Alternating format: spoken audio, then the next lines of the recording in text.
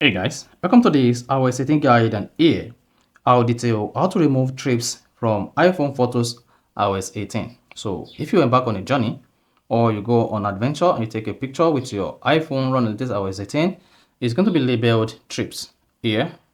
Then you have access to the photos on the trips. Now in this video, I'm going to show you how you can easily remove the trip menu on your iPhone photos on iOS 18. So if I don't know this, you found this helpful and informative, please don't forget to like and subscribe. Now to remove trips from iPhone photos iOS 18, what you just need to do is go ahead and open the Photos app.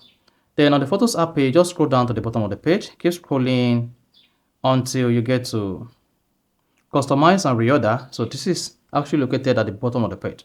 So once you can find Customize and Reorder, click on that.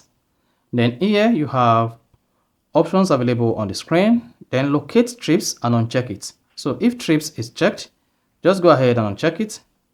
Then once that is unchecked, click on the close button at the top right. Then come back to the photos page and check whether you still have trips available. You can see trip is no longer available on this page. So that is basically how to remove trips from iPhone photos on iOS 18. So if you found this helpful and informative, please don't forget to like and subscribe.